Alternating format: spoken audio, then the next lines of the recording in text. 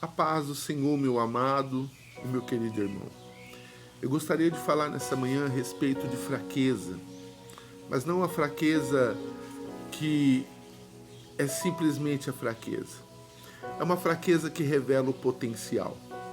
Na segunda carta de Paulo aos Coríntios, no capítulo 12, no verso 9, a Bíblia diz assim: Então ele me disse: A minha graça te basta, porque o poder se aperfeiçoa na fraqueza.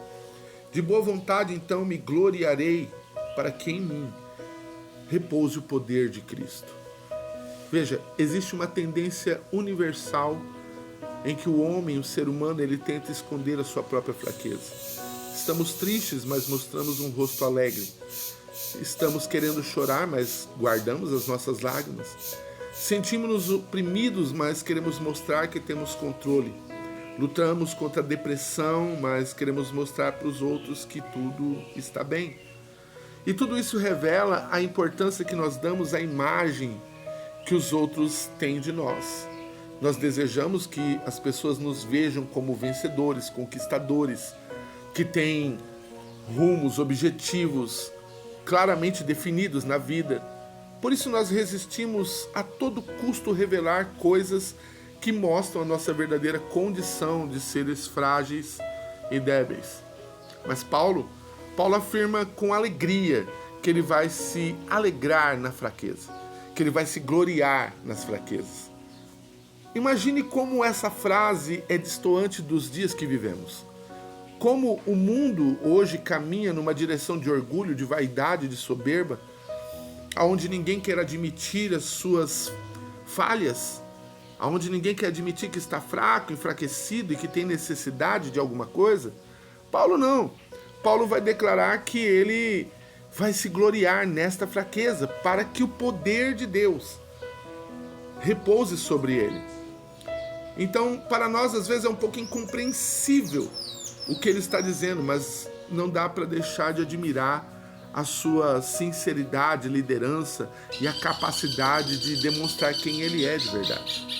Por um momento, eu gostaria que você se lembrasse do povo de Deus caminhando com o Senhor nas páginas da Bíblia.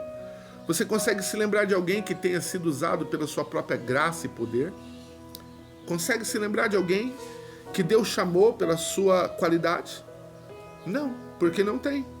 Porque Deus chama as pessoas para que o poder dele seja revelado, e não para que o poder das pessoas seja revelado.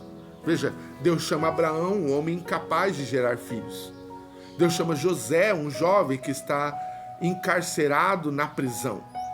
Chama Moisés, um pastor de ovelhas que não consegue nem se expressar porque é pesado de língua. No tempo de crise, Deus vai lá e chama Gideão para libertar o seu povo. Gideão, que era o menor da sua casa, e a sua casa era a menor da sua tribo.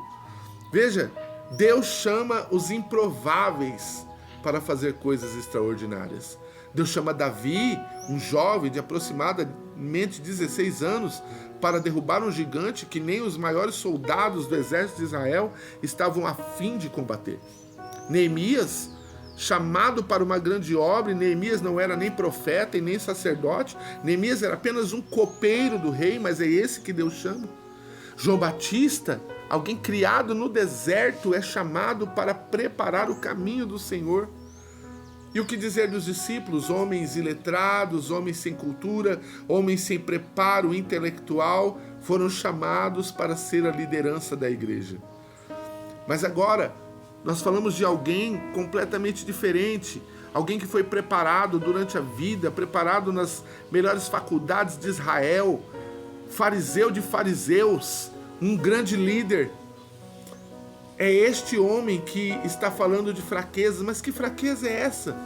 Comparado a todos esses que eu citei, ele se destaca, porém a Bíblia vai dizer que ele foi enfraquecido pelo próprio Deus. Quer dizer, o Senhor equilibrou as coisas aqui. Se não tinham fraquezas humanas que se destacassem, então Deus enviou um espinho. Para quê? Para que a soberba não tomasse conta de Paulo. É esse espinho que vai limitar a sua ação. E esse espinho faz ele clamar ao Senhor pelo menos 3 vezes. a qual Deus vai responder: não, a minha graça te basta.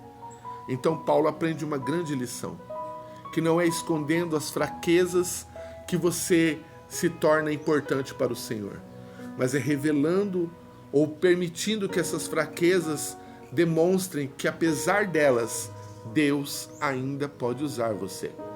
Então, meu conselho para você nessa manhã: não esconda suas fraquezas, não procure ocultá-las e nem perca tempo se justificando.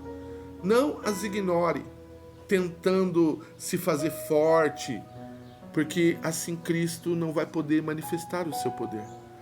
Torne-se amigo das suas debilidades, fragilidades, porque elas, na verdade, são a porta da plenitude de Deus para a sua vida.